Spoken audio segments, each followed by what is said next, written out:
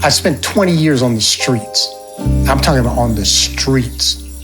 And I see what happens when we don't have the black male role models.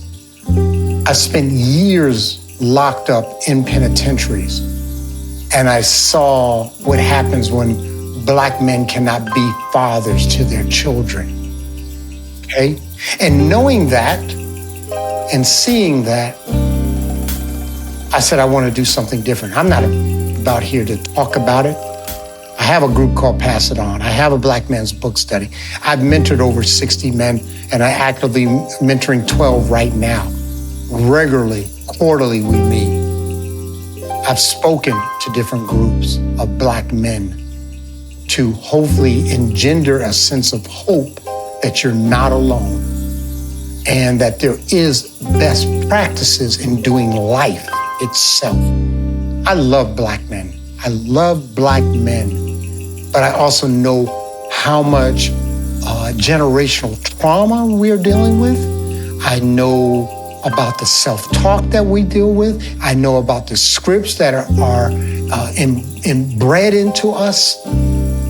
And I know about the adversity that we have with other black men. And more importantly, I know about that adversarial relationship we have with ourselves and with God. I understand that. Welcome to Black Philanthropy, Our Stories, where each episode spotlights awesome Black and African American leaders committed to transforming lives and communities through philanthropy. These authentic conversations will inspire, challenge, and remind you you are not alone. Here's your host, award-winning writer, director, and founder of Samuel and Murray, Michelle Renee Jackson. Thank you, everyone, for joining us for Black Philanthropy, Our Stories. We are so pleased to have our next guest, Ken Miller, here today. Ken Miller is a certified master fundraiser. So, Ken, we are so grateful to have you as a part of our community for Black Philanthropy, Our Stories. Real quick, my name is Ken Miller. I'm a CFRE, for those that know, Certified Fundraising Executive.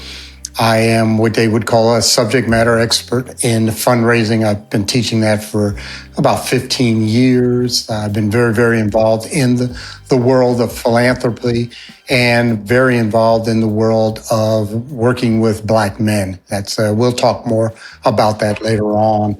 But I'm a grandfather. I live in Bellingham, Washington. I grew up in Alaska, went to Dartmouth College, Ivy League. And I just today am just a gentle and kind man that I say to myself, I am a child of God. And just, again, just thrilled to be on this podcast, and let's have some fun. Awesome. Well, we're so pleased to have you, Ken. What is your story? What is your journey into philanthropy and fundraising? Ooh, it's a story. Please, we're here to listen. Let me give you a little background. I'm 62 years old. Congratulations. Thank you. Born in 1962. My mother was a white teenage runaway, and my father was a black male pimp and drug dealer in New York. Because of that, I was put up for adoption as this mixed child in 1962, and I did foster homes for 6 years. This is a big part of my story and who I am today, because I always know my origin story and I understand that. I was adopted by a black couple, Irene and Samuel Miller. Lived in upstate New York, then moved to Anchorage, Alaska when I was 12. At age 17, I was what they would call precocious. I was accepted to Harvard. I was a National Merit Scholar, and I went to Dartmouth College, Ivy League. But I was definitely a fish out of water at age 17, coming from Alaska.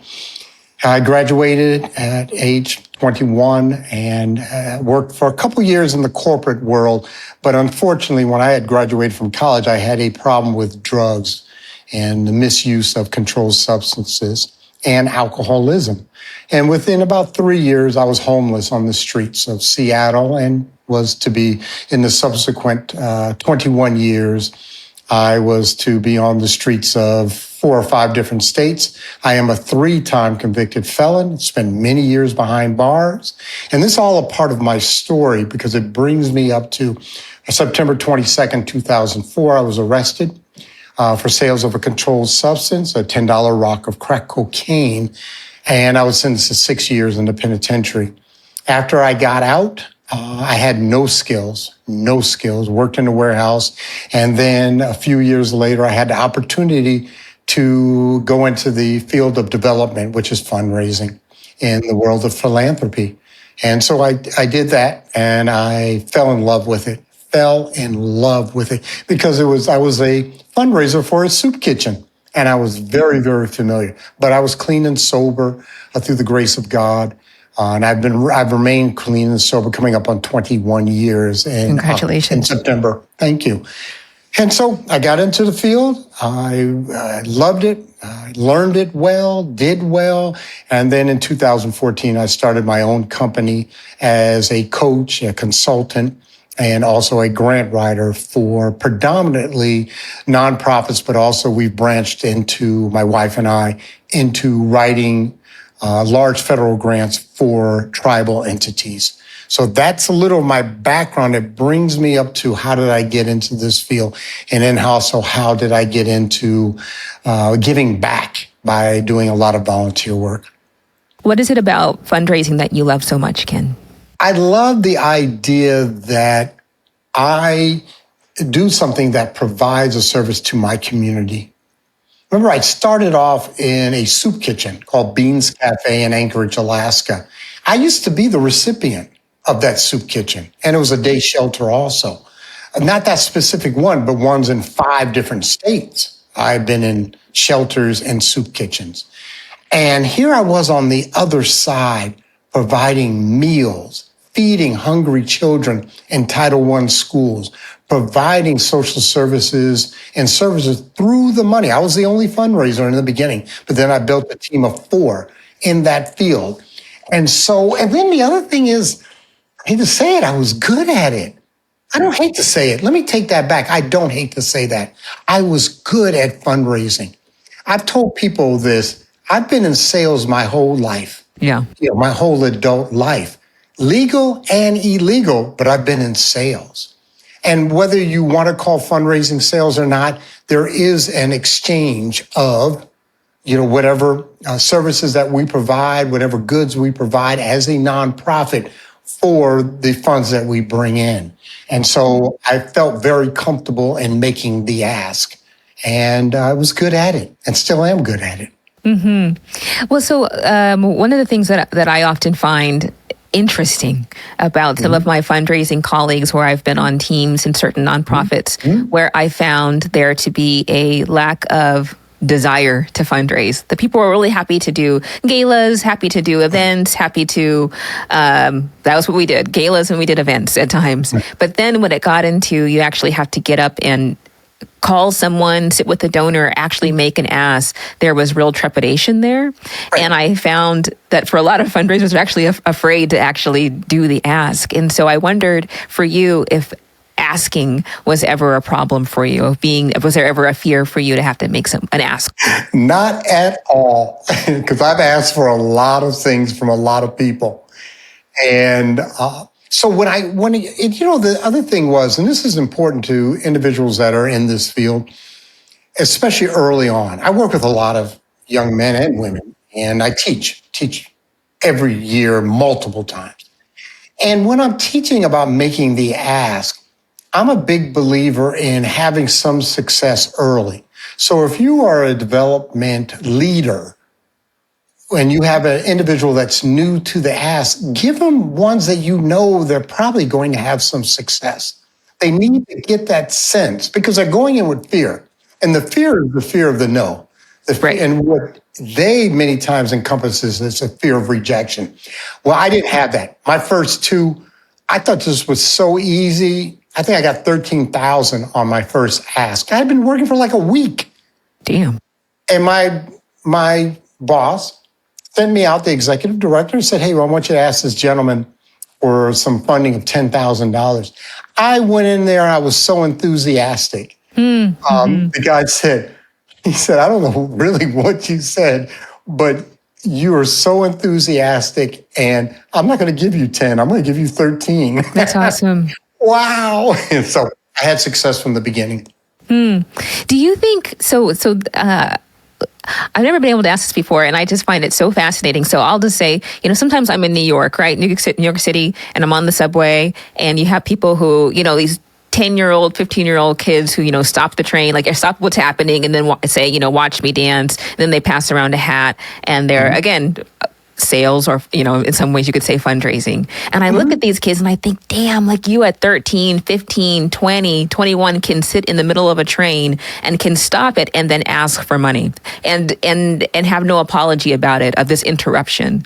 And I often wonder, like, why are there not more individuals like that with that kind of courage to be able to be on a train dancing and then asking for money, not in the fundraising field? And in the same way, I would say, do you think that there is more room for individuals, number one, like that, who can stop a train and ask for funds, or even men and women who've been formerly incarcerated who are looking for work and looking for opportunities? Do you think that there's a space that's a lot of questions mixed into one, but do you think that there's a space for more people with that sort of tenacity? You used to be able to sell crack and to be able to make that exchange, and then that's transitioned into being able to sell impact into a soup kitchen and to change people's lives in other ways. And I think that there could be a correlation between that skill set of the asking. Do you think that there's room for other individuals who have a similar background to make that transition into making an ask for impact and changing people's lives instead of, let's say, the exchange for drugs? Sure. There's room for anyone that so chooses. Most individuals with my past would have difficulty because their self-esteem has been so devastated by the trauma of being an active addict or ex-con.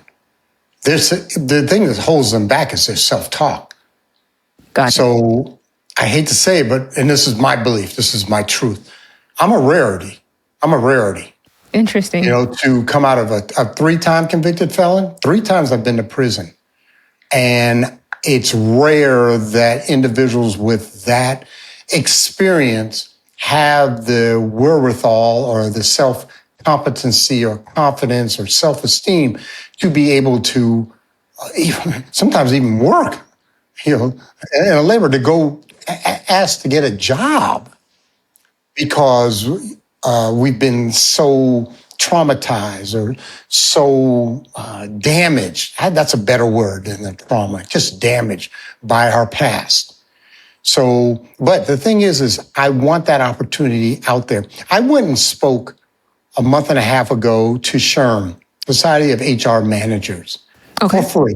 I flew up to Anchorage just because they asked me would I be willing to speak on hiring ex-offenders. And I said, 100%, I'll do it on my dollar. And I did, because I so believe that they just need that opportunity many times.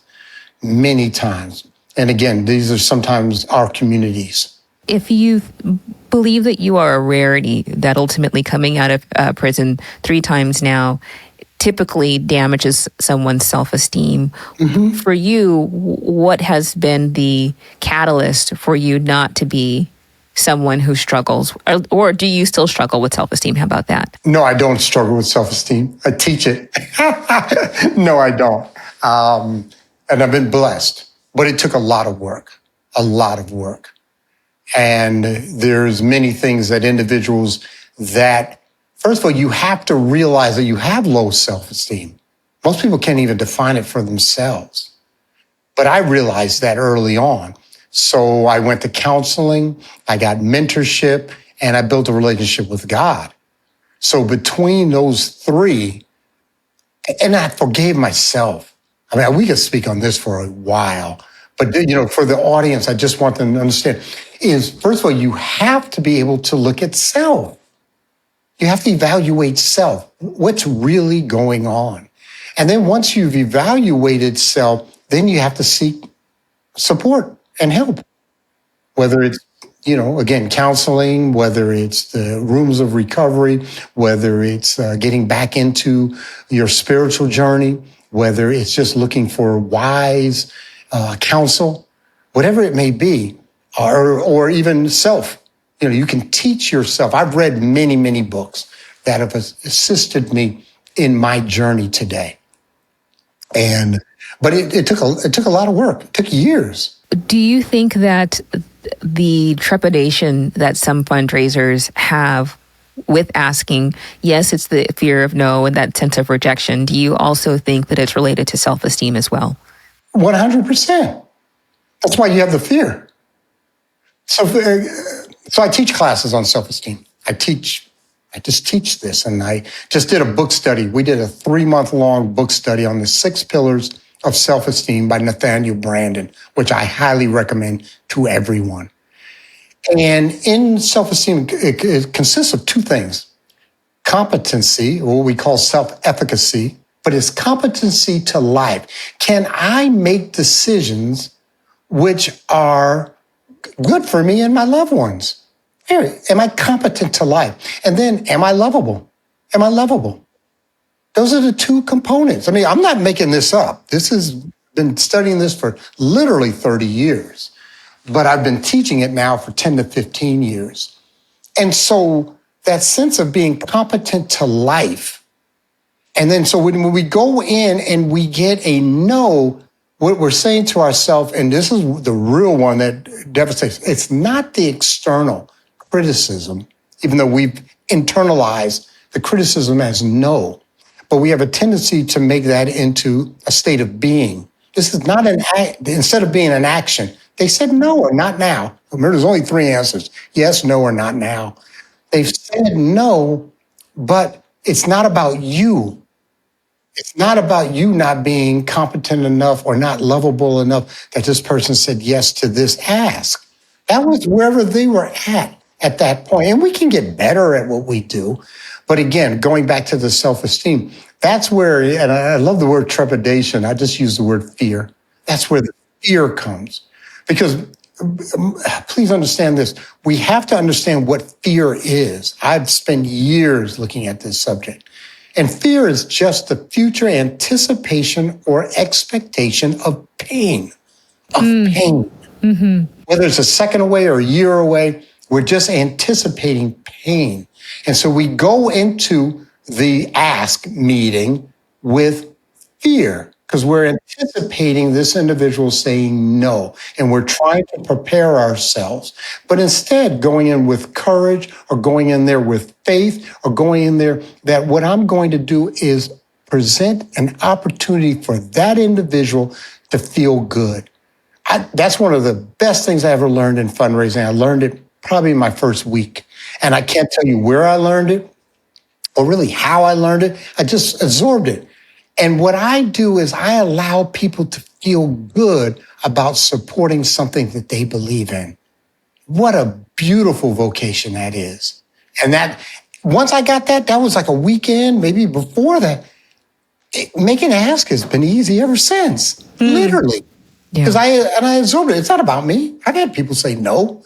I've cried in fundraising. As a grown Black man, I have cried because I didn't get the grant or I did get a no. I've cried. But that was more out of sadness. It wasn't about me.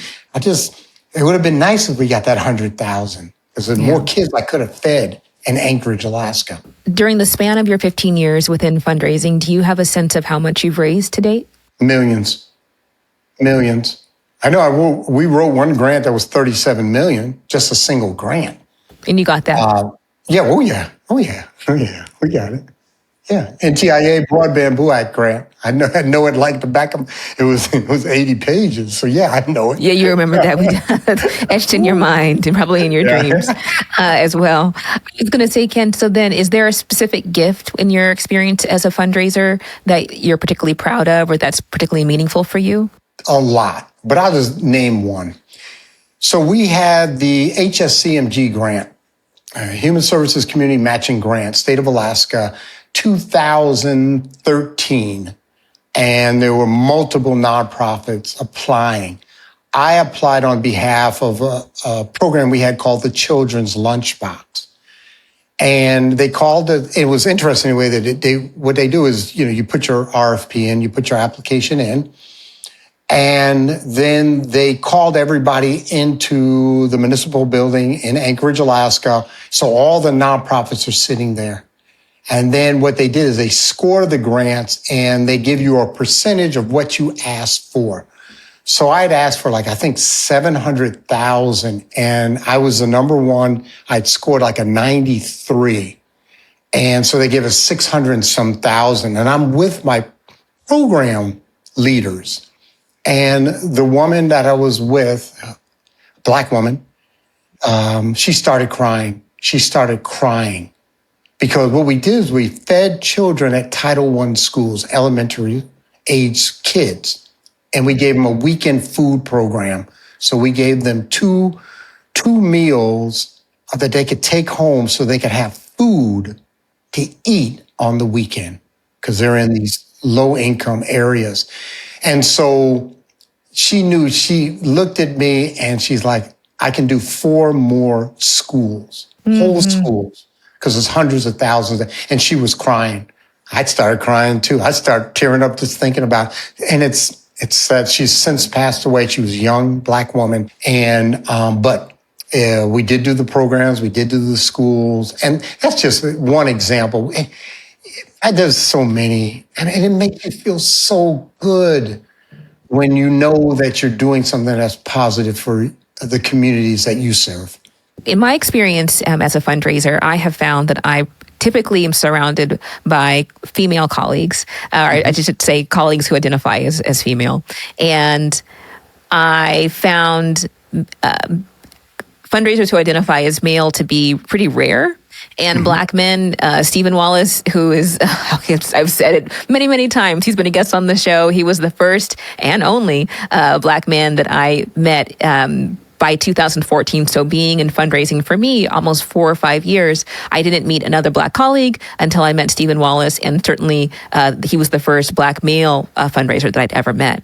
And so that's been, I think, my experience that's not so atypical within the sector of fundraising and philanthropy. And I wanted to ask you what your experience has been like as a Black man in this space that typically is either mostly female and even at that, predominantly non-Black people who are fundraisers. So when I came into the Association of Fundraising Professionals in 2010, I went to my first meeting and walked in there. And the first thing I realized, there were no people of color, 0. Then the second thing I realized, there was only like one other male. It was 24 white women.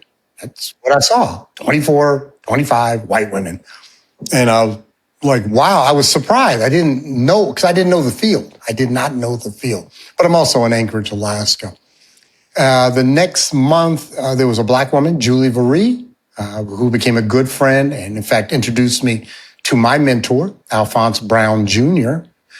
And that was great. And then there was 1 or 2 other men. So it was, again, as a Black male, in the 10 years that I was a member of the AFP Alaska chapter, there might have been 1 or 2 other Black men that were in that field or would come to the meetings. So let's fast forward. I go to the AFP International Conference, and I'm so excited to see some other Black men. I met Alphonse, which was great, but I didn't see hardly any other Black men. And then the other thing I noticed very quickly, there were no Black men speaking from the stage, period. 0. And I'm like, what's wrong with this picture? Let's fast forward another 3 or 4 years. I get on the board of AFP International. My first time I was on the board, 2016. And I voiced concerns that there were no Black men speaking and that there were very few Black men that I saw in the field. And then this happened. At AFP, we would do what is called the affinity session. And the affinity session was African American affinity session. And Birgit Burton and I would lead that session. We did that for like 10, 12 years. I go to the meeting at approximately 17, 18, and there's 43 people, because I'm a counter. I'm just by my nature. I was the only male. 42 or 41 black women, one ally, one white female, and me. And I was angry. I was in fear because what's wrong? Why aren't there anybody? So I was stopping black men in the audience. I mean, in the hallways. Why didn't you come? Weren't you there? And so I saw a need, but this is important that I say this. I'm a type, I understand problems and I understand experiences, challenges, setbacks, things of that nature. Well, I saw a challenge, but I'm a doer. I am a doer. So I did a black men's panel. I asked AFP, I'm on the board, and I asked if I could do a panel. Did the panel, and the response was so great that I said, I'm going to start a black men's fundraising group, a black male fundraising. And so I started Men of Color in Development. I was the founder, really co-founder, with a gentleman named Andre Dowell. And we started Men of Color in Development. Now it's 450, 500 deep. And a wonderful organization. But again, and then the other thing is I've put a lot of effort into putting black men on the stage, and I still work on that. How do we get black men fundraisers to speak and to teach? So I've done some things behind the scenes, and I've also did some things in front of the scenes to make sure, other than me, I've been speaking for a minute, but to get especially that next generation of black men, and then, of course, doing the black mentoring of fundraisers. What do you think it is about the sector of fundraising and black men that has led to this phenomenon of not there being that many black men within fundraising? A few. Number one, we're not exposed to it. Okay. I mean, literally, not exposed to it. We're not approached to, hey, have you ever thought about fundraising? Have you ever looked into that? Okay, so that's number one. Number two, black men at times have this quote unquote macho image that they have to keep up, that I'm not going to go into a field that's predominantly women, which is so incorrect. But again, you have to be spoken to understand. Number three, and this is the real important one, the reason why we don't have a lot of black men in the field is because we don't retain them. It's not that they don't come in, but we don't retain them. That was one of the main things and main reasons I started Men of Color in Development, is so that we could retain the individuals that came in. Thousands of black men have come into fundraising, but we've only kept how many? I'm a CFRE, Certified Fundraising Executive. There are 8,000 CFREs in the world. Last year, there were 63 black men that had that designation. I got a problem with that. I've had a problem, and I've done things behind the scenes and in front of the scenes to do something about that. We have 300 black women, but we have 60 black men out of 8,000. We don't retain. And so that is one of the things that, that was very, very important to me. And we got to get away from that macho. And then the other thing is sometimes we think that it's not going to pay. I've done very, very, very, very well. I haven't made less than six figures for 10, 12 years. Okay. And a lot more than that in many years. Mm-hmm. Ken, so then I can imagine we have a lot of listeners that come from different sectors, different racial backgrounds, different gender identifications as well. And I can imagine one of the biggest questions that we're all asking, myself included, would be, what is causing the lack of retention? Why aren't black men, if thousands are coming into the field, that means thousands are probably leaving the field. What's happening there? Where's the gap? The gap is in education. The gap is in support, and the gap is in sense of that I'm doing this alone. We've heard this. Because again, being a part of Men of Color in Development for 4 years plus, we know, we've talked, we talk in our meetings. Why are we having these difficulties? And we have identified lack of education. And when I mean lack of education, I'm talking about skill sets to be a good fundraiser. Yep. Lack of support in mentorship and support from our organizations that we work for, sometimes we're set up to fail. We're set up to fail. And there's many organizations that don't want us to succeed or will not allow us the opportunities to succeed because maybe you don't look like the donor, but you can be very, very successful no matter what your background, quote unquote, of your look, as long as, within reason. But and then again, I've heard this so many times. There's a conference. I'm a big believer in conferences. I'm a big believer in continuing education, CE. And then the organizations won't support you in that. And then I've talked to so many, and this is a big problem, is that they thought they were alone because they may be in an organization where they're the only Black or Black male fundraiser within that organization, and they don't see any other Black men being successful. That's one of the key things that we wanted to do at Men of Color in Development is put people like Art Taylor or Stephen Wallace in front of those individuals so they can see people that have been doing this for 10, 15, 20 years with success. And then just as important is to see people with 3 years, 5 years, 7 years being successful and growing in their career. You can do it also. And you don't have to do this alone. Big part of Men of Color in Development is the mentorship program we have. We, I think, hooked or connected over 40 Black men with other Black men fundraisers with experience. What did it feel like for you, Ken, to see Art Taylor become the president and CEO of AFP? Or the Association for Fundraising and Professionals, for those who don't know? It was awesome. I was on the committee that chose the president before him. I was on the search committee. And it was difficult because, we looked at a lot of different individuals, men and women, but it was very difficult to find a person of color. I'll just use that term. Could be Hispanic, could be any of the different communities that had the skill set and the knowledge to be able to run an organization of this size. Okay, 26,000 members, like a $20 million budget. Well, anyway, Art had that. And I had known Art. I had Art come on Men of Color in Development a year or two before. So Art and I had gone, we knew of each other.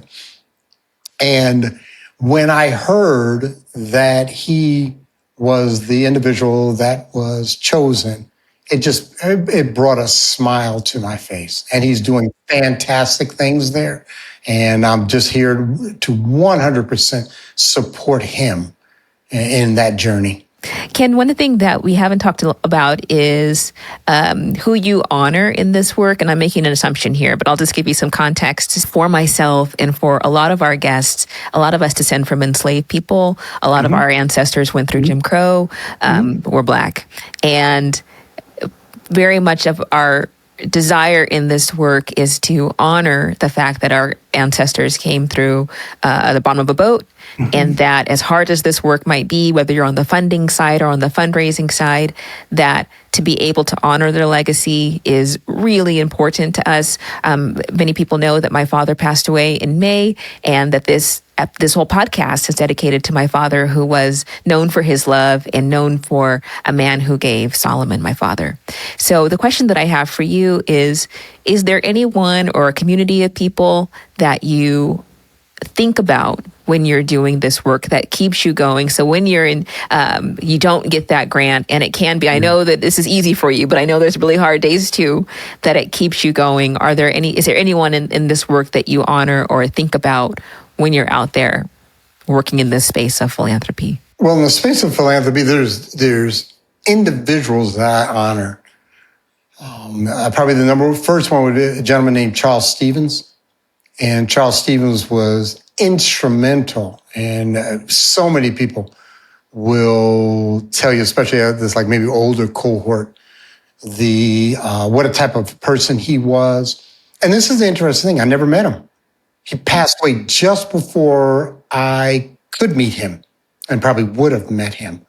But he was a past chair of the AFP Global Board. Let me talk to you about a little bit about that. So we have the three organizations, AHP, we have CASE, which is education, AHP, which is hospitals, the medical, philanthropy world, and we have AFP, which is the broad philanthropy and or fundraisers.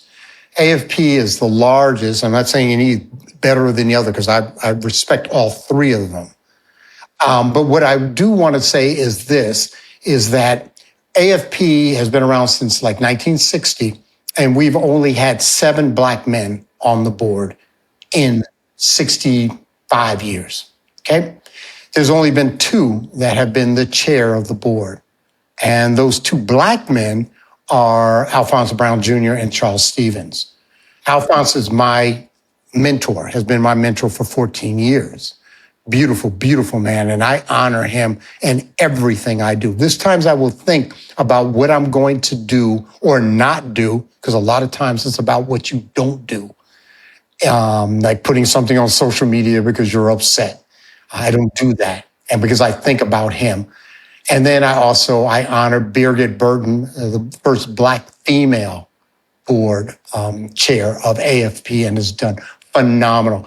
Founded AADO, of which Men of Color Development, I was on their founding board. Just a phenomenal fundraiser, phenomenal human being that has probably given back more to this field than anyone that I know of. Okay? So I just honor those 3 individuals. There's people in the advancement world, which is, higher education. There's people in the hospital world that I don't know as well because I'm not a part of that world as much. But I honor all those, and I'm talking again about Black men. And again, that's something I'm real. That resonates so strongly with me as a Black male. But I also honor our sisters that have, made the choice to give back to this field. So those are the ones that I do. One of the things that we've started incorporating into Black Philanthropy, Our Stories, is our community of really awesome listeners. And so I have some questions for you from some of our listeners. And the first question is going to be from our mutual colleague, Art Taylor, who we've just spoken about, who's so amazing, who, of course, is the president and CEO of AFP, the Association of Fundraising Professionals. And so Art has a question for you. And his question basically is, how do you can generate and maintain such a positive energy to stay inspired and to inspire others, which is a great question in 2025. Gratitude. But let me elucidate on that or expand on that. So the gratitude comes from a strong spiritual foundation.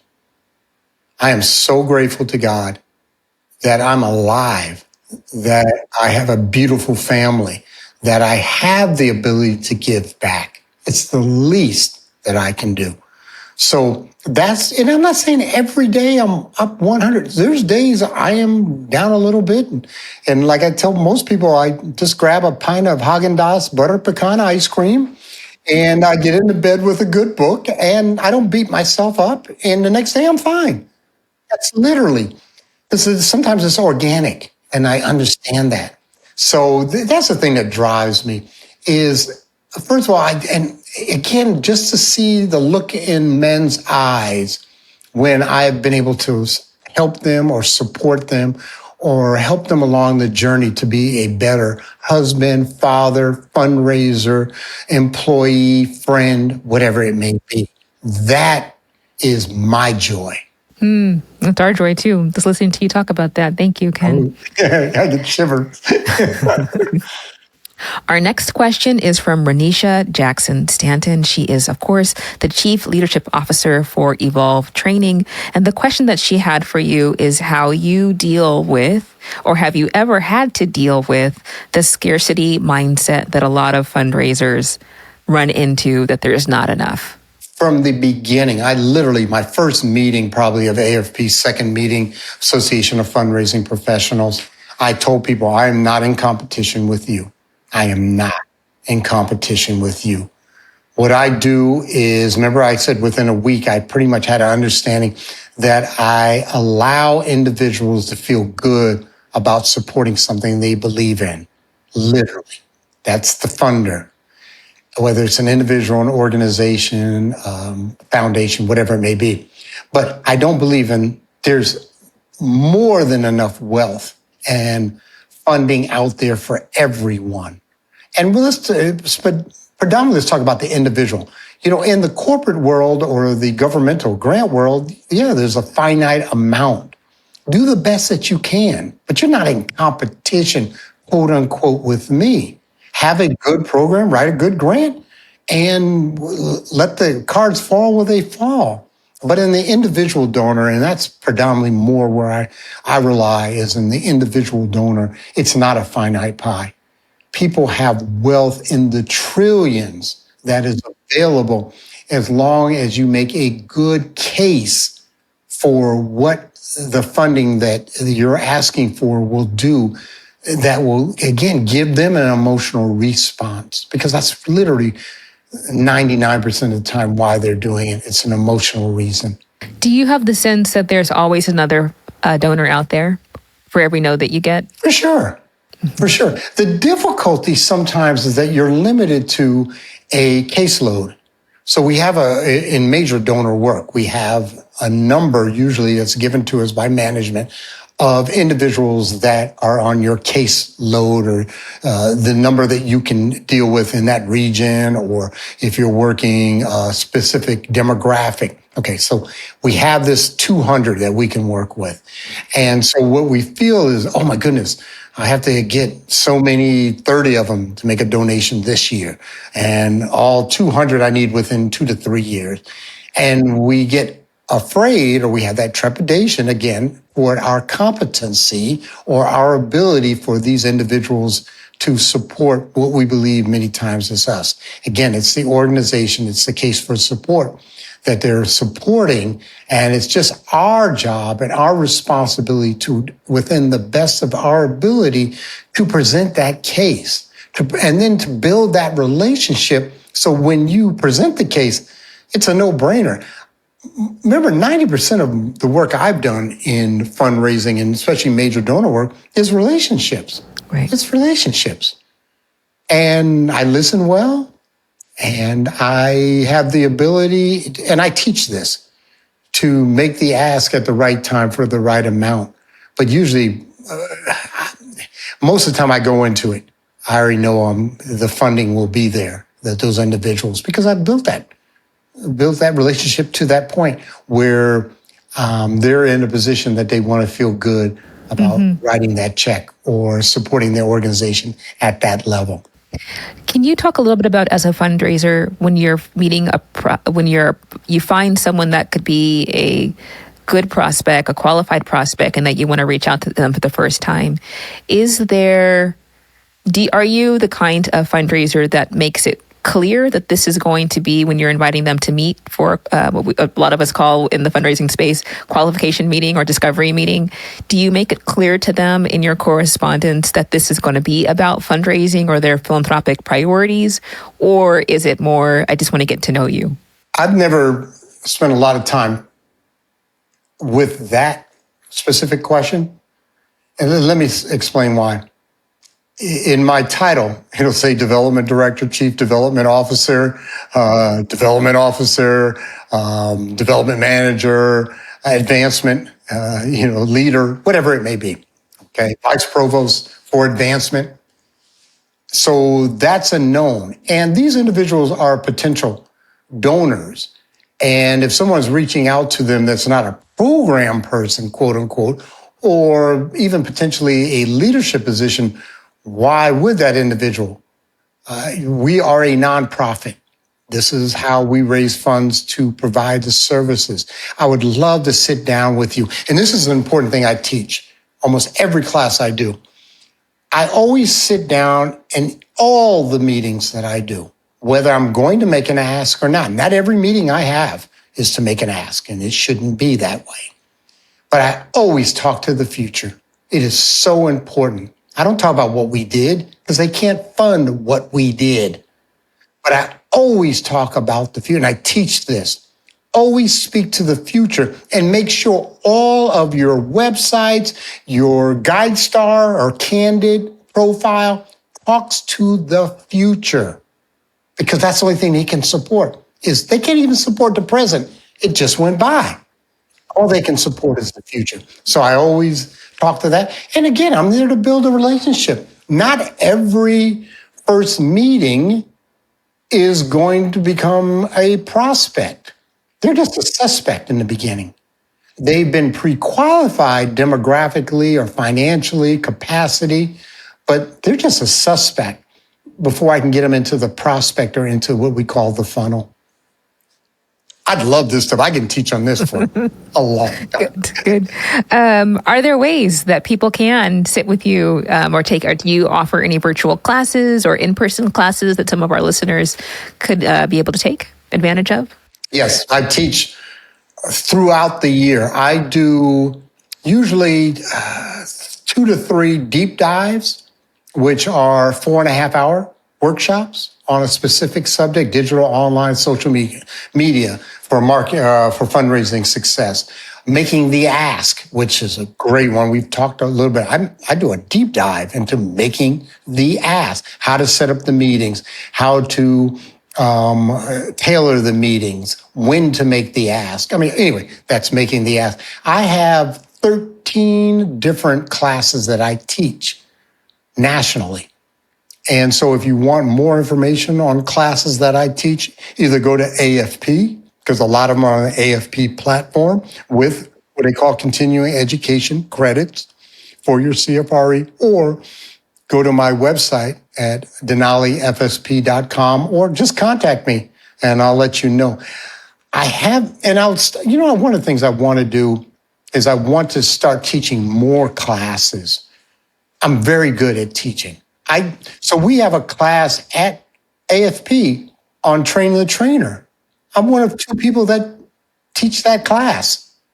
Dr. Ehrlich, a professor from Alaska, and I teach that class on how to train the trainer. Another course that I think individuals should learn. And anyone that's listening, please, if you can, start slow if you have to. Learn how to speak publicly and learn how to get comfortable speaking publicly.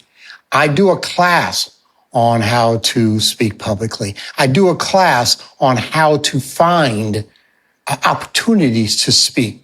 And I've done this especially, in fact, we set it up for people of color.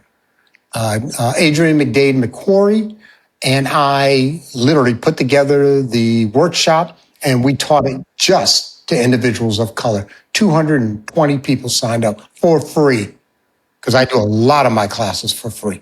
I want your success. Okay, Ken. So the next question that we have comes from Doris Barron, who is one of our listeners, who's also now just ordered your book. And she's also the author of Change Your Mindset, Save Your Child, Saving Our Children by Healing Ourselves. The question that she has for you is, what was going on in your life that led you to the journey that you came into addiction? Very good question. Thank you. And the answer may not be the one that you were thinking I was going to say, even though I'm just making an assumption or presumption on what you thought that I may answer this question. I talk about this often when I'm in the rooms of recovery and sometimes from the stage. And what I talk about is I did not become an addict because of my antecedents. I did not become an addict because I was a foster child for 6 years. I did not become an addict because my dad shot my mom 6 times. I did not become an addict because I had some sexual things happen to me as a young adult. That's not why I became an addict. I became an addict because biologically I was predisposed to addictive behavior and thinking, period. I am 100% sure in that. I could have had the most wonderful. I went to college. I didn't have a lot of trauma or damage. I was a great kid in high school. I wouldn't have got into Dartmouth. And so I went there but I started drinking October of 1980.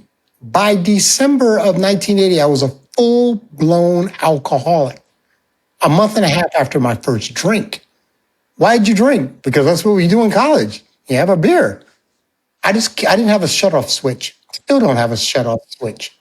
And so, and then the reason I say that, I'm not saying that others may not have. What negative or trauma does, it allows the individual that's an addict to have an excuse to justify continuing to take a chemical that changes your perception of reality. That's all a drug does. That is all a drug does. Whether it's aspirin, whether it's alcohol, whether it's crack cocaine or methamphetamine, it changes your perception of reality. So your reality is I'm in a lot of emotional pain. Therefore, I will take a chemical which will change that, or at least I hope it will change because it's a drug. And my problem is I could then use a emotional feeling to justify me taking a chemical that I know is hurting me and my loved ones, and literally society, because I hurt people. And under my addiction or in pursuit of my chemicals, I hurt people. I'm very frank about that. So hopefully that answers the question. I'm not a big believer in antecedents. So there was nothing that made me into an addict other than having the physiological predisposition to become an addict. I'm still an addict. I had problems, like I said, when I had that Haagen-Dazs, I eat the whole thing. Oh yeah, it's not problem. The whole pint. But I don't do it often. So philanthropy as a sector is a space of wealth and trillions of dollars, billions of dollars being moved around each year that allows for a lot of class differences, that allows for a lot of elitism that can happen. And we're all aware of that, particularly as fundraisers of color, who are also often asking donors who don't identify as Black as well. It may not even identify within our social class or our economic class, socioeconomic class, I should say. So what I was wondering is regarding being formally incarcerated, how has the sector of philanthropy, both the donors that you're soliciting from and just the communities that you're working with as colleagues, how have they responded to your experience in prison, your experience being an addict? Well, the nonprofit or NGO community has been very open. That's one of the beautiful things about the nonprofit world is that many times we need people who will work for less than other sectors and are inspired to help others. Okay, so I had both of those. One, I just needed a job. Literally, when I got into the field, it was because someone said there was a job opening at this nonprofit. And I thought, I went in, it's a funny story. So I go into Beans Cafe and I said, I'm here to apply for the executive director position. And I'm talking to the executive director. And he's looking at me and he said, well, as far as I know, my position is not open, but I have a position as a development director. And I'm like, great, what do I develop? Because I wasn't willing to do anything. Mm-hmm. Right? And he said, it's a fundraising. And I said, okay. And I just said in my head, sales, great, I can do it. And fell in love with it, like I said, within a week. So the sector is very open to those with varied backgrounds, especially in the social services, because we're ex-addicts, we're ex-cons, we're ex-whatever, ex-homeless. And so this is an opportunity because we need individuals that are willing to work maybe more hours and or at less pay. And we need, and people who are inspired to work in. And also, a lot of times, a lot of nonprofits that people are not comfortable around those individuals that we serve. I had a hard time when I started hiring white females for a position at a pretty rough area in nonprofit. They didn't feel safe. And I respect that, but I didn't have a problem with that. Being in the hood. I didn't have a problem being around homeless people. I didn't have a problem being around people on drugs or people drunk. I'm very familiar with that, and I can handle myself. But I could understand individual. At first, I didn't, and I looked askance at them.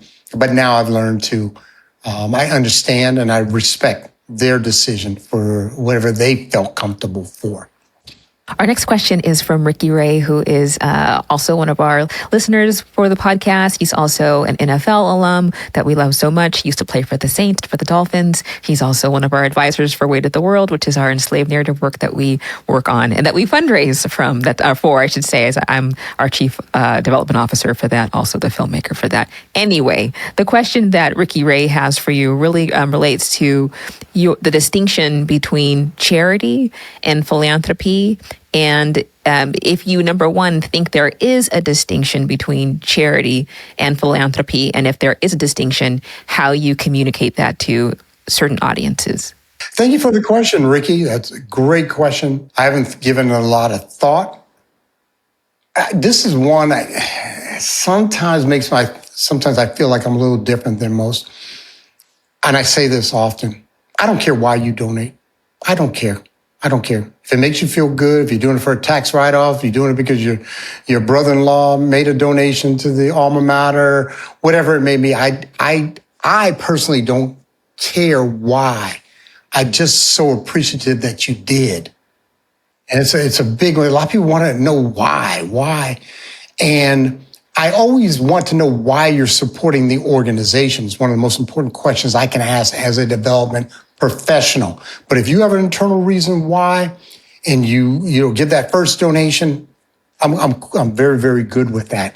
The differences between charity or philanthropy, I'm not as concerned with those differences, and some people can differentiate between them. What I care about is that you're willing to support those causes or those communities with your capacity. Because remember, we can also donate time.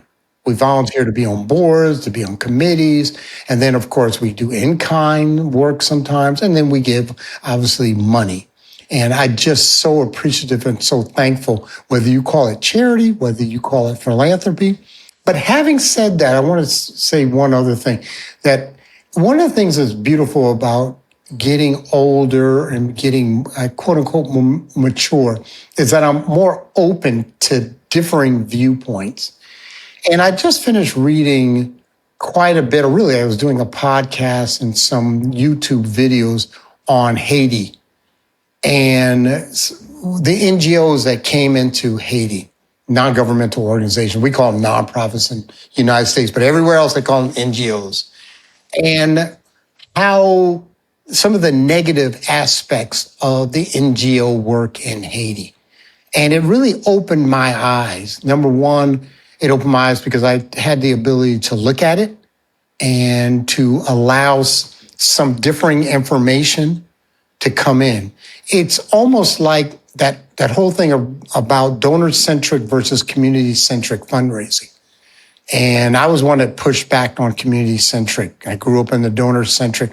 But I'd listen, and I've gone to some workshops and presentations, because that's another thing, is to be open to differing viewpoints.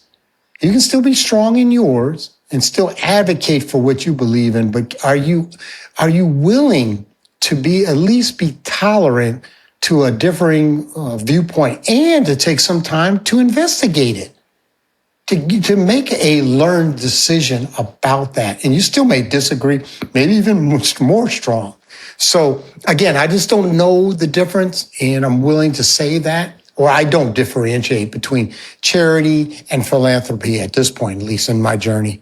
Our next question is from Stephen Wallace. Stephen Wallace is a previous guest on Black Philanthropy, Our Stories, and his question essentially goes like this. He says, I hear from many in the BIPOC fundraising community that they are just plain tired of the battles they encounter on their development teams.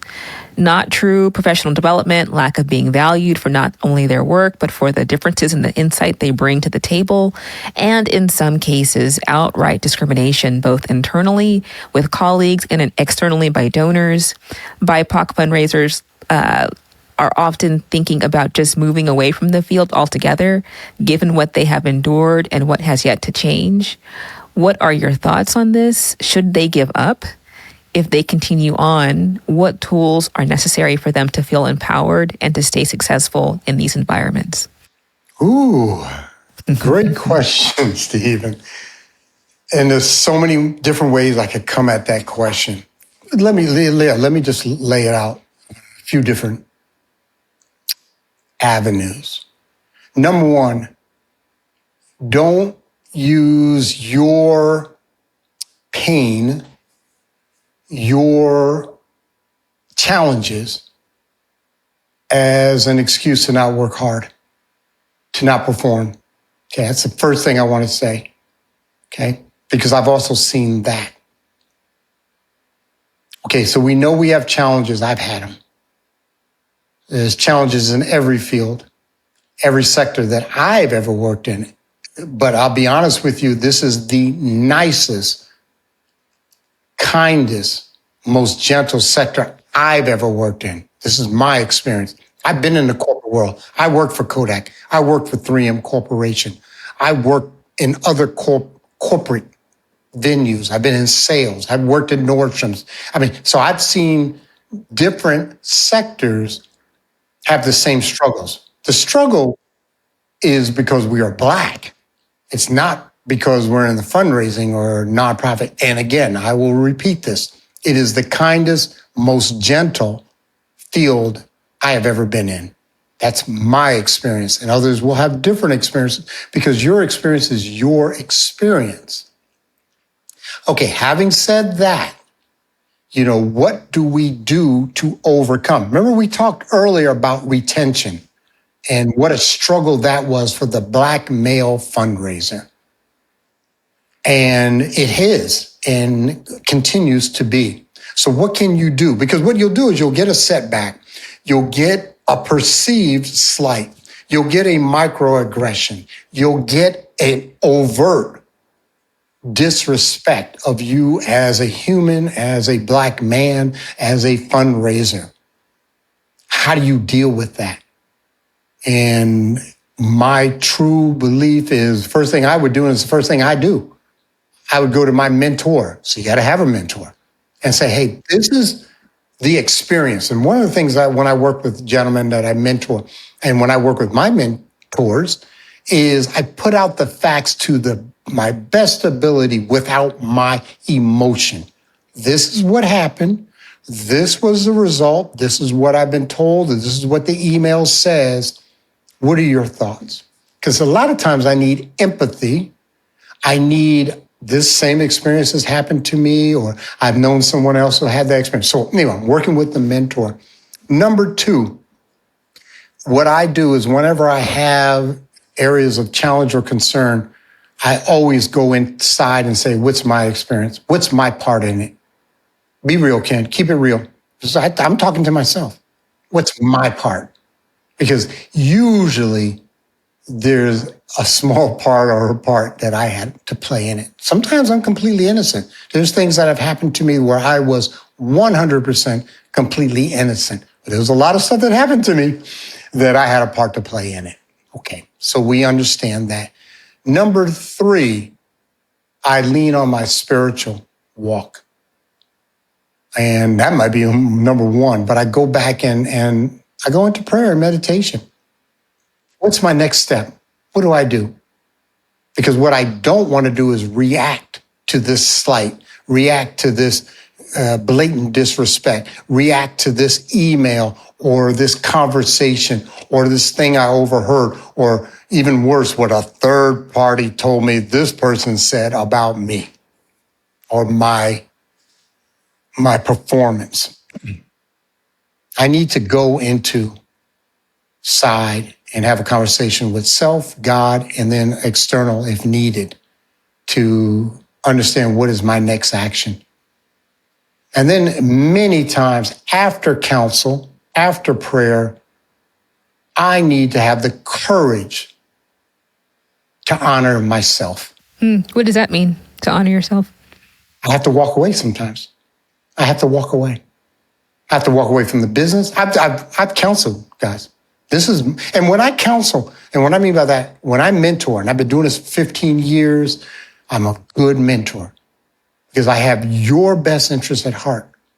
And I will say to them, my suggestion is to strongly look at whether this organization is the one that you need to remain with. But you're a father, husband, single, whatever you may be. You have to make the final decision. But my counsel is you need to get out of that. That is a toxic workplace. This is not just one incident. This is the third time this has happened. Okay? But that's honoring self. Because a lot of times we don't do it because we're in fear. Oh, I need, the 40,000, 60,000 a year, whatever it may be. Okay. But God will provide. And especially, I believe, if you will honor yourself, because you're also honoring God. You're a child of God. What would you have recommended if someone was in the same situation with all that toxicity, all that negativity, all that danger? I'm talking about mainly emotional danger. What would you recommend to your best friend? Or if you were mentoring someone? And I have walked away from things. Believe me, I have walked away. So it sounds like, Ken, part of what you're doing is making a distinction between the sector and the organizations that support the sector. So in one way, you'd say that the sector is the kindest, most gentlest space. I don't describe it as that in my experience, but I understand why you would say that. And then and then it's made up of these organizations that sometimes can be awesome and sometimes cannot be awesome. And that for those who are finding, particularly Black professionals who are finding themselves in toxic environments, the way to honor oneself is simply to say, there's somewhere else that my skills can be utilized as a fundraiser. Is not this one that I want to be in, that keeps on putting me, as to use your words, in danger of harm. Is that fair to say, Ken, that you're making that distinction between the sector? Again, and it was interesting when you said that. I wanted to push back. But I'm like, that's her experience. That's your experience, Michelle, that you don't see this as the kindest, most gentle environment or sector. Again, I've only been in so many sectors, corporate world, sales world, and they're rough. I'm in the speaking world. There is more charlatans and people that will take advantage of you in the speaking world. It's a world.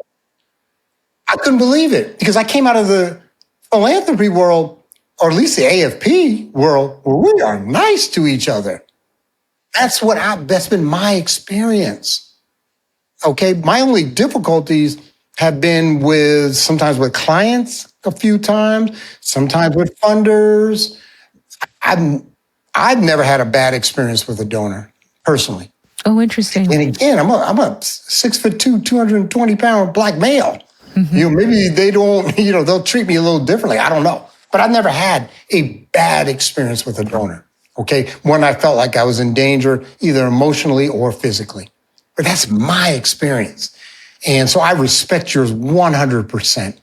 And part of me is thinking, man, what sectors are nicer? Because I do have certain environments. Long distance running are the nicest people I've ever met. There's something about running 10Ks and above, half marathons and marathons, that make you into nice people. I mean, I've been doing it for 10, 15 years, and just the nicest people are in long distance running. But that's again, different community. And I'm sure there's some church communities that are beautiful. Sure.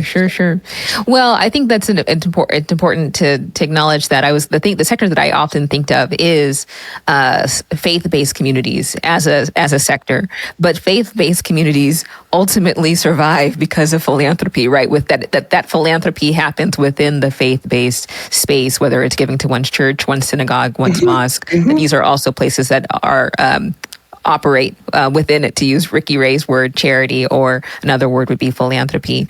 But I also think, I appreciate Ken, your distinction between the sector, macro, and then the organization's micro, because I think where my experiences have been the most challenging, I can think about a board that was helped push me out of an organization. I can think about a donor who used nigger more than once in the meeting with me, I should say. Those were micro experiences, right? And certainly I could have been in a different organization where the board was more supportive of the work that I was doing, or the donors didn't feel compelled to say nigger to me, right? So I received that. I received the sense of to rethink, is it ultimately a sector issue, or is it an organizational issue that supports the sector? But I also would say that we've certainly had enough guests who would say it's probably a combination of both, that this sector, depending on where one finds themselves on the spectrum, on the funding side or on the asking side, that can be more that can lend itself more to exploitation than others. But again, I think part of what you're saying, and we can both agree on, is that at the macro level, compared to, right, you're not saying that the sector of philanthropy is perfect and kind as a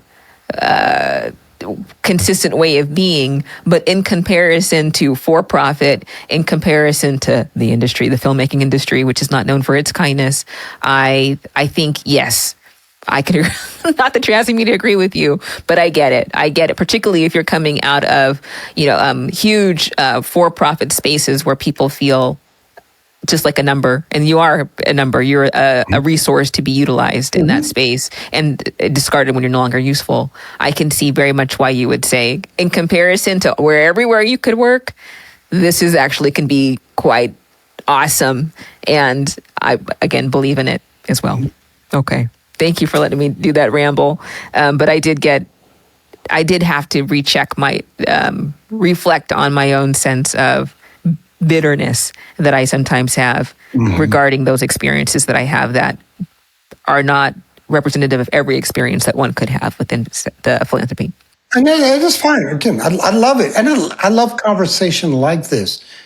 And one of the key things, and you have this wonderful podcast about Black philanthropy.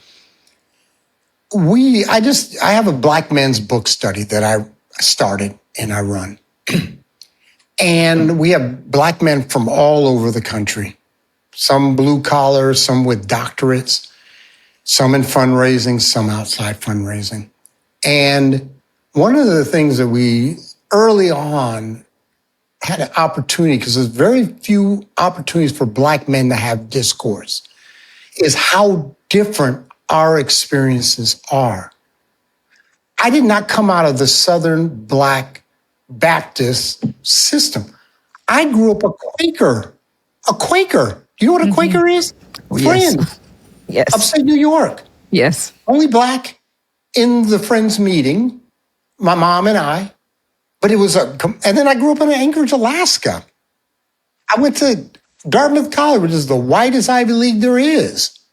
My experience wasn't HBCU. It wasn't Southern Baptist. So, but I'm Black. And for many people, all they see is Black male. And then they'll make their assumptions and presumptions, good or bad, towards how they will relate to me. So we still have this community, but there's so many different flavors within the community, so many different experiences within the community. And that's one of the things that I so honor and so enjoy when I listen to others speak. My experience is my experience, but you can maybe get an understanding of why my experience may be a little different than the experience of someone who grew up in, Newark, New Jersey, in the hood, or in Watts, or in Overtown in Miami. It's a different experience. I did not grow up in that experience. Is there a way that our listeners can join your book group? Yeah, it's only Black men. And if you would like to join, please send me an email or contact me at LinkedIn. Ken Miller 84 is my LinkedIn handle. And my email is ken at Ken at kenmillerspeaks.com. Okay, so the next question from Stephen Wallace is, can you speak to why it is so important for BIPOC fundraisers and leaders to be in these spaces of philanthropy? Why it's so important? There's a lot of reasons why it's important. As a BIPOC fundraiser, it's important that we're in the field because many times the organizations that we are supporting are BIPOC. And I believe that those individuals that we are the recipients, the stakeholders of the largesse that we're bringing in need to see us in positions that we are doing for their own community. We're here supporting your community. Sure, we get paid, or we don't get paid, because we're on the board or, we're a volunteer at an event. But I'm here to support our communities. I've worked for, BIPOC organizations. And so I think that's real important. It's also, again, I believe it's important that you can see that this is a field or a vocation that you can support your family or support your needs as a contributing member, in quote unquote, our capitalist system. So I'm a big believer in this field. And a big believer, again, in as much as possible, bringing in Black men into this field and keeping Black men into this field. So, Ken, our next question is from Dr. Kamon J. Thomas, who's an AP English teacher in New York City. And one of the questions that he had for you was, how do you see the role of Black leaders shaping the future of philanthropy? First of all, thank you for being an AP English teacher. I took AP English in high school. Look at you now. Advanced placement.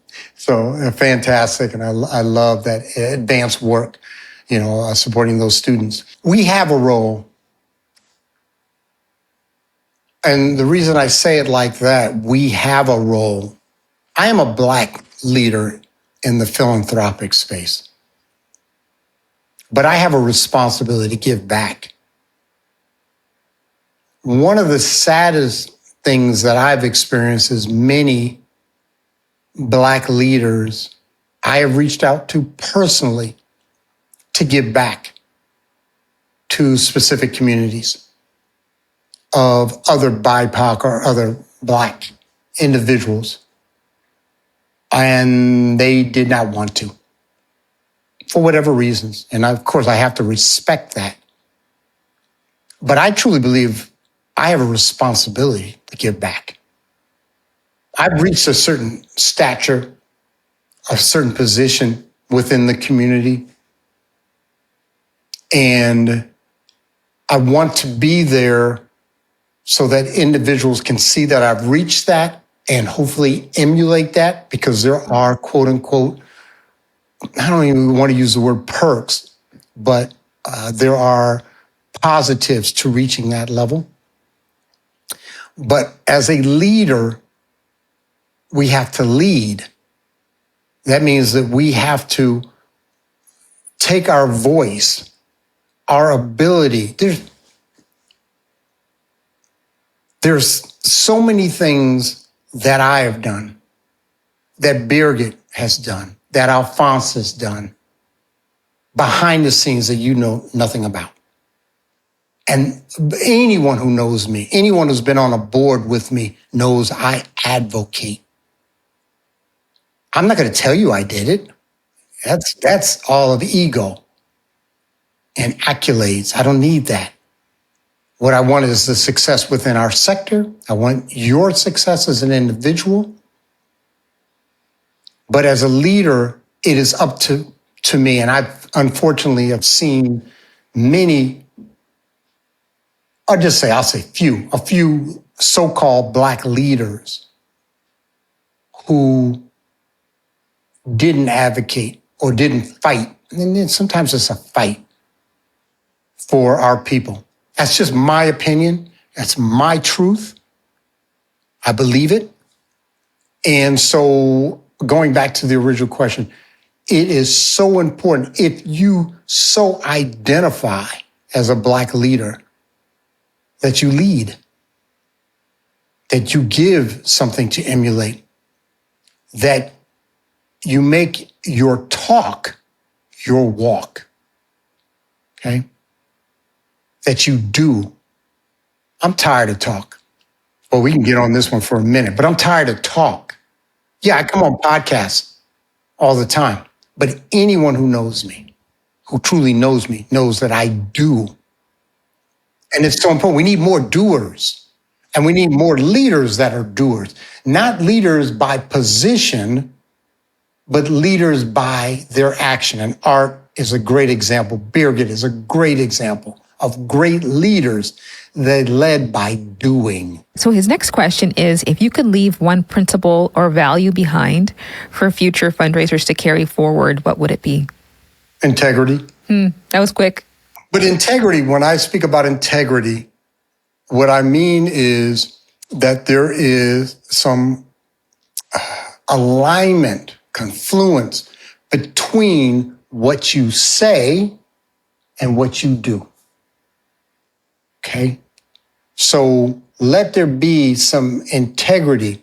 So that so what it does is it engenders trust. And so much about human relationships is about trust. Okay? So yeah, it could be 100 other ones, but that's the first one that came to my mind. We had some questions for some of our listeners, and at least one of those questions came after we recorded, and I thought it was important to be able to include that question as well. So our question today for Ken, of course, comes from our colleague, Morris Price. Morris Price has also been a guest on the show. The question that comes from Morris Price today is essentially this. What does being a certified master fundraising leader mean to you beyond just the credential? So there's two credentials that I possess. One is a CFRE, Certified Fundraising Executive.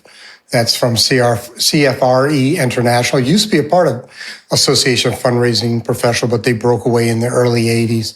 And now they're a standalone association or group that certifies individuals with skill sets in the development or fundraising. And so it's a test that individuals take. There are, and I'm not going to go too long on this, but because I want to make sure we have an understanding of what my thoughts on this, because I'm pretty strong on my beliefs. There are 8,000 plus CFREs in the world, of which, at least as of last year, there were 66 Black men that had a CFRE out of 8,000. And I had a problem with that a couple years ago, and I did some things to make sure that Black men who are in fundraising especially had the opportunity to take that test and be successful. So I got with a good friend of mine named Jack Alato, who teaches the CFRE testing. He did it for free, and we set up the first cohort of Black men who could take a study group. And many of them were successful and now have their CFRE. Why is the CFRE important? First of all, it doesn't mean I'm any better or I know more. It's just that I do have a fundamental level of testing, or a fundamental level of competency in the area of fundraising. And so knowing that, what it allows me to do is it allows me to, when I sit down with an individual that they know, because I have the CFRE credential behind me, that I have this, foundation or the fundamentals of fundraising. The other thing that it does, and one of the strong reasons I recommend it, is that whether it's good or bad, there are going to be employers that will use that certification to filter. And that's exactly what they'll do. They'll filter. They'll filter applications coming in because they get so many applications. And it doesn't mean that, again, that individual with the CFRE is better than someone without it, because I know hundreds of individuals that do not have the CFRE that are very, very good fundraisers. So those are just two of the reasons why I believe that the CFRE is a great designation to have. And then the other one that I have is that I'm a faculty training Academy graduate. We call it FTA graduate. And what that allows you to say is that you are an individual that has gone to the Association of Fundraising Professionals class so that you can deliver course material or teach fundraising or whatever other courses that you may have.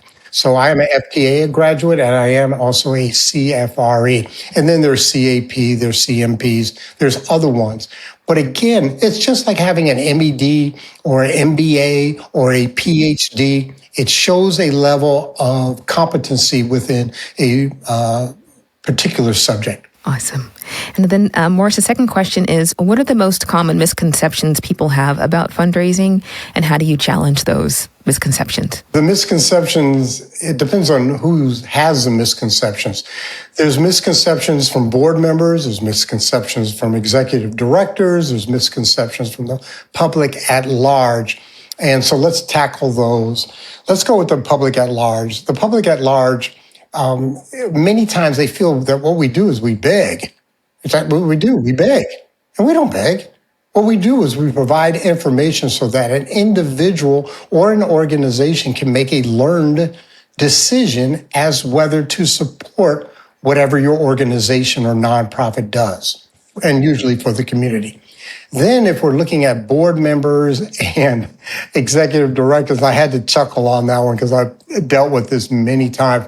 They have expectations of the fundraiser, which many times are unreasonable. And the expectations are dollars amount raised in a specific time frame and or how easy or how hard our jobs are and how difficult. They have a very, very small understanding of stewardship. They have very small understanding of building relationships. And that is mainly what we do when we're doing especially major gift work.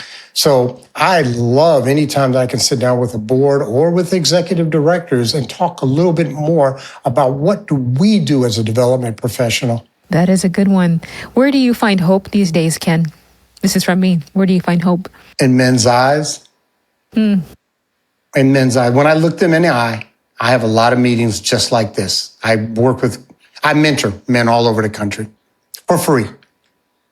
And when I'm mentoring them, I'm looking in their eye. That's why, we talked a little earlier about where your eyes go. But when I'm looking in their eyes, I'm looking for curiosity. I'm looking for understanding. I'm looking for, most importantly, is love. I tell all the Black men I work with that I love them. I love you. You know that. You know that, bro. And many of them, it takes them a little while before they can say that back to me. But it's my truth. I love you. And I will do for you all within my capabilities and abilities to support your dream. That's what I do as a mentor.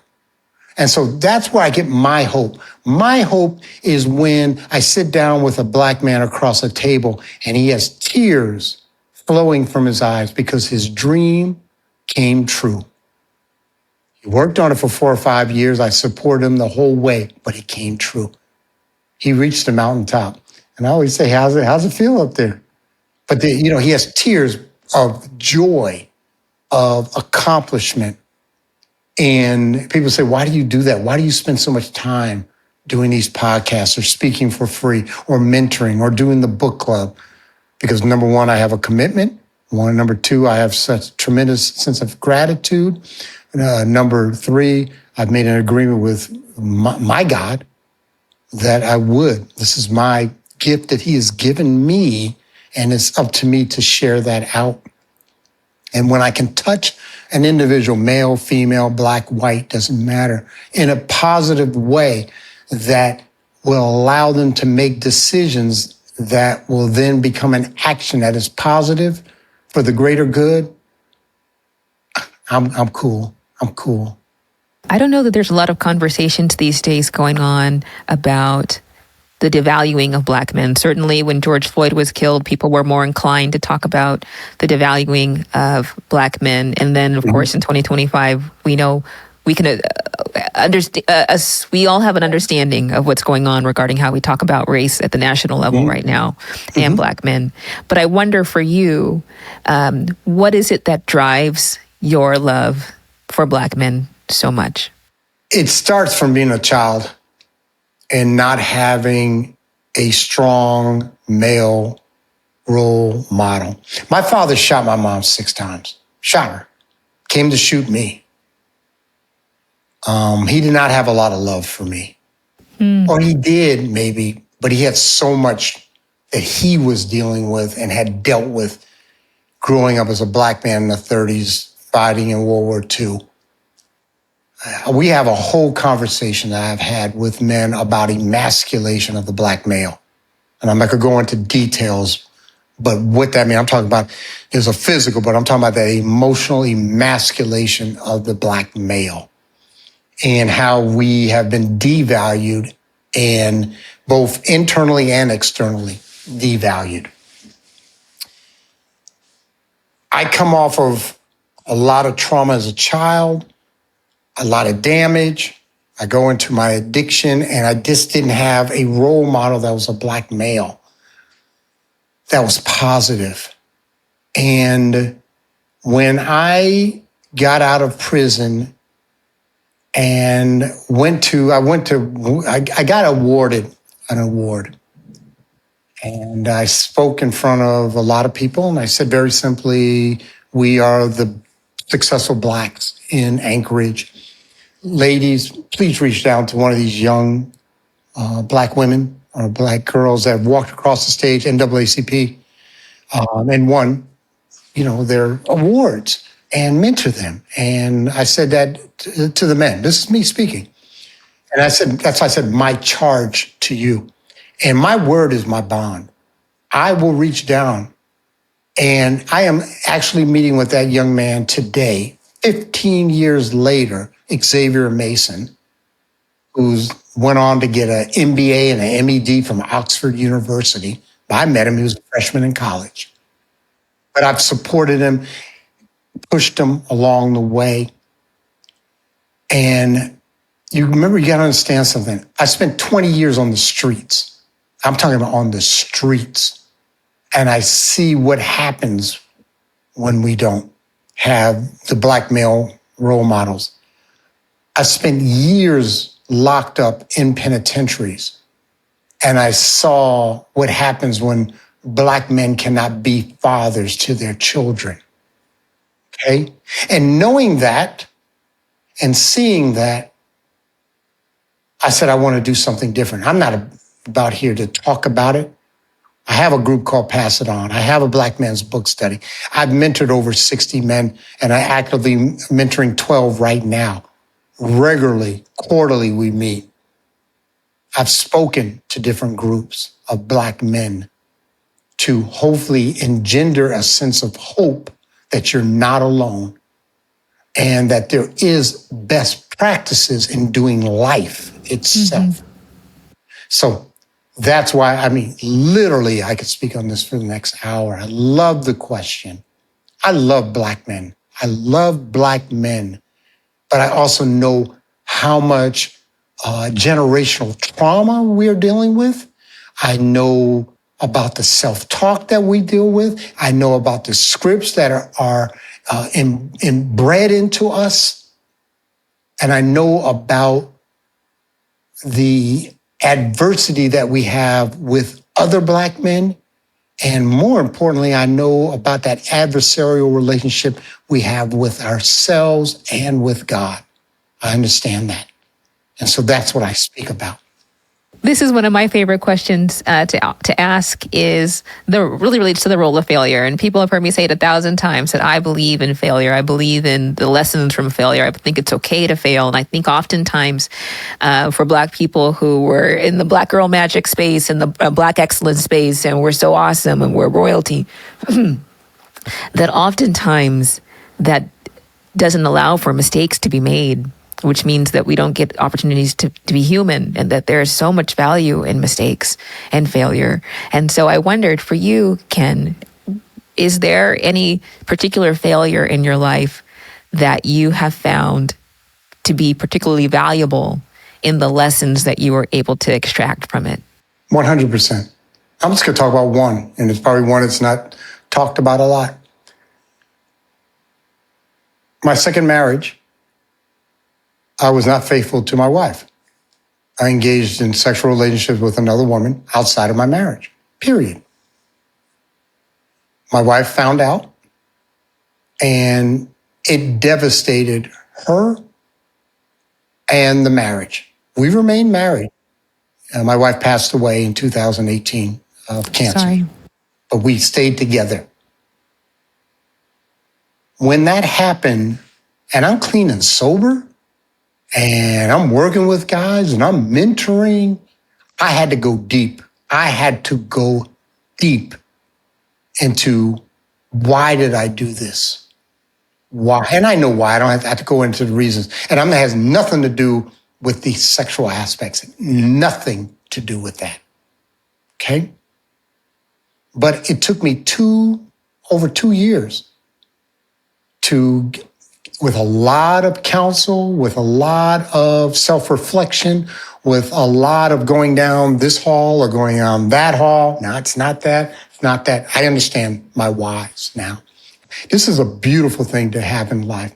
I understand my whys for every action I've ever done, every negative action. I understand why I did it.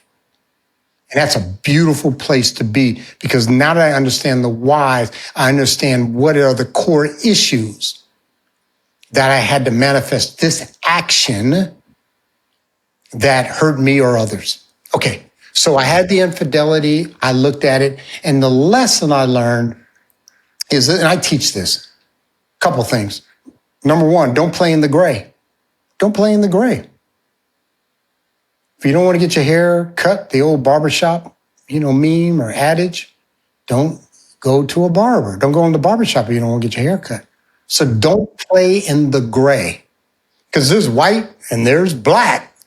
And again, that's something that's come from our culture, where the black is negative and the white is pure and snow, ivory snow. But let's just use those as an opportunity. But don't play in the gray, that middle area. So 100%, I don't flirt, period. I don't go to lunch or dinner with a woman just to build a relationship, to say hello. Okay, now if I'm in a business meeting, great. Or if I'm in a group, great. A one-on-one, not going to happen, period. I don't mentor women, okay? I don't sponsor in the rooms of recovery women. I don't play. I had to learn that. Because that's how I sort of got into that is, you put an inch in, put 3 inches into that room. And then next thing I know, I was all the way in the room. Okay. And so that was a lesson. That was a hard lesson to learn. There were repercussions till the end. And I wish I didn't have to have learned that. I wish I had not engaged in the behavior, but I did. But this is a key one I want to say before I end on this one. I failed in that specific experience or opportunity to be faithful, but I remain 100% faithful from that point on, okay? The key thing is I did not change. I failed to I am a failure. Uh-huh. And I spent a lot of time talking about that difference between guilt and shame. I am not shame-based today. Thank you for sharing that with us. Thank you for sharing that with me.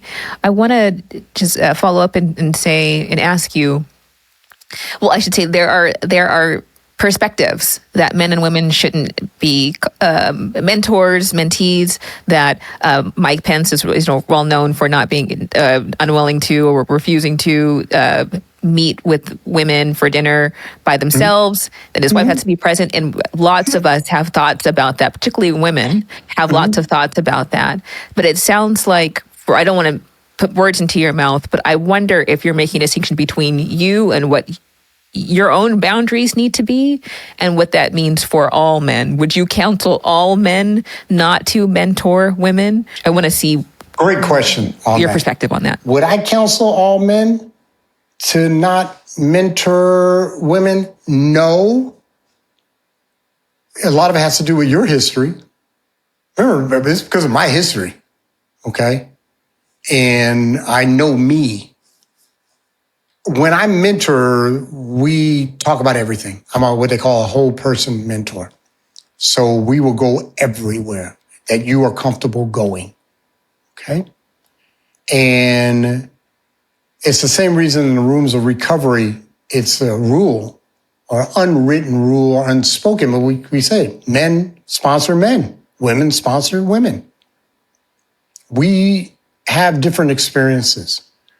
And what we don't want to do is bring up anything that gets into the emotional / sexual aspect, because it then destroys the relationship.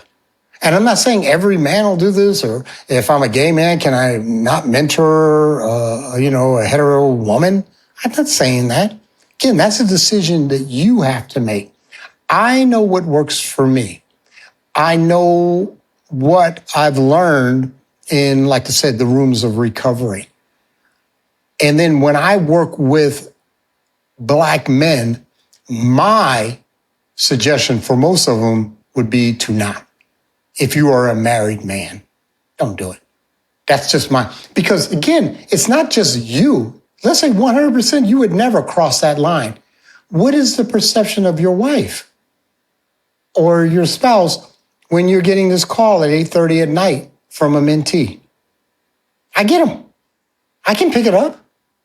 It's whoever, Darrell, it's James, it's Chris. I pick it up and I talk to him. But you're getting a call from a woman at 9:00 at night. And a lot of times I have to go into another room because what we talk about is, quote unquote, between me and the mentee. So again, each person has to evaluate that. Again, that's all I can do is give you my experience and my suggestion. And especially for the groups that I work with, which is Black men, I would strongly recommend against it. But let me just say one thing real important, that you understand this. I only make suggestions. I cannot tell another Black man what to do. And I won't. And I tell them, hey, this is what I suggest. This is, after some thought about it, I've been thinking about it over the last couple of weeks. We told we'd meet back up. I think you should maybe go in this direction. This is why I think so. Mm-hmm. Well, I appreciate you making that distinction regarding heterosexual men, gay men, and everything in between on that spectrum. There's now a spectrum because, of course, it sounds like also ultimately what you're talking about is boundary setting for oneself. Mm-hmm. And as a gay man, as a gay woman, as heterosexual, all those sorts of things, that there is an intimacy that can develop in mentorship, and that no one is exempt from having their boundaries crossed, and that it sounds like, as someone who's advocating for mentorship for fundraisers, that this is actually a really important point. Because there's a level of intimacy that's involved, that we have to go into it knowing what our boundaries are, so that to your point, at least saying, so that the gray, we understand what gray is, we understand what Black and what white is for us individually. And of course, as you're saying, not my place, not your place to tell anybody what those boundaries look like, but that one should go into it having some sense of what the boundaries should be, because mentorship is so important and essential to fundraising success, but that there are risks involved in lots of ways. And one of those ways can be as it relates to the intimacy that develops between a mentor and a mentee that is necessary for the work to be thoughtful and meaningful. 100. It's an intimate relationship. Let me give you one more example. I tell every man that I work with, I love you. How would you think if you're walking by the office and I'm saying that to a white female or a Black female mentee? I love you. Now, my wife understands when I say that to, we have, in the Bible, we have there's different types of love. And she understands when I tell her I love her, it's different than when I'm telling a mentee. But she understands that, and she understands when I use that wordage. But that might be a little tougher. to understand. I'm not saying there aren't partners that could understand that and would understand that, but I don't want to put ourselves in that position because, again, I've built this trust with her. As a female that hears that and often wonders, maybe not just in fundraising. Now, Black men in fundraising are in the minority. We do know that. But there's many industries where men are not in the minority and that men are often in the positions of leadership. And that the way to one progresses in their position or in the, progresses in their organization is through mentorship. So then if the recommendation is that men do not, should not, might not, should reconsider mentoring women, men being most likely in the most senior positions, does that then limit how women can progress if mentorship is ultimately how many progress through an organization and women won't have access to those who are typically at the most senior level? Does that question make sense? Yes, it does. And my thoughts to that would be very simple. Yes, it does limit it. And, it also limits that, individuals of color have difficulty finding mentors because they're of color. So if you're a Black female, you have two strikes against you. When you're predominantly dealing with a white male hierarchy or individuals that have a skill set or knowledge or connections that would assist you. I don't really believe in absolutes. I'm not an absolute. I'm not a binary or absolute person. And there are exceptions and or things that we have to do as an individual. If you're a Black female, avail yourself of the best mentor you have. The only recommendation that I would give you at that point is to make sure that you, and it's up to you to establish boundaries. That is a decision that you make as an adult to establish what are the parameters about our meetings? What are the parameters about our integration of information you're going to supply for me? What are the parameters around? And you can set all these up because you are contracting, whether it's verbal or in writing, even though it's free in mentoring, you are contracting. And what you have to do is you have to put out your terms of the contract. The contract is you won't call me at home. The contract is we'll meet only during working hours. The contract is that my family is off limits. Those are all legitimate things to negotiate with the mentor. And the thing is, you can't go in there with fear that if I state that these are the things that I am comfortable with, the individual will push back or won't want to mentor me. That's not how it works. An individual that is a good mentor and wants to mentor understands limits, understands that this person is a human and has the right to establish what are the parameters that I want to be mentored by. So hopefully that helps a little bit. We are now in the third quarter of 2025. It has been a very interesting year. Many would identify it as a chaotic year, a confusing year, a destructive year, a very unpredictable year. And, who knows what's going to happen tomorrow. If one could ever know, one could never know, but we definitely don't know, these days. And so, oftentimes people lament this sense of lack of leadership that exists right now in many sectors related to what's happening in this year. And my response often is, what if you are called to this moment? What if you're created for this moment? What if the reason why you exist now and not 100 years ago or 200 years in the future, but that you exist at this year, at this moment, might be because there's purpose behind it. Again, these are my own ideas of theology and people's lives actually mattering and counting. That's how I interpret my experience right now, is that actually I could be helpful to this moment. It's why we do this podcast, is to be able to help people know that they're not alone. But that maybe I was created for such a moment as this and the skill sets that I have. And again, I'm making some assumptions here about maybe your own sense of theology and the way that you understand your existence. But I wonder if that idea number one resonates with you, that your life actually does have purpose and intention of why you're here right now. And if you are here for a purpose, why do you think it is that you are here right now and not 100 years in the future, 100 years in the past, if that question makes sense? I'm here right now because that's what God wanted. That's God's will, is for me to be present today. And having said that, again, I believe, and people call it a calling. I have a specific skill set that many individuals don't have. And that is good, bad, or indifferent. I can stand up in front of 2,000 people, 3,000 people, and comfortably talk without nervousness, because I'm protected. I say a prayer before I go out on the stage. That's the last thing that I do. I do some breathing exercises. I do some talking exercises. But the last thing I do before I go out on stage, you helped on this one, but anyway, before I go out on a podcast or a stage, I say a prayer. Let me be a vessel. Let me speak truth. Let me be humble.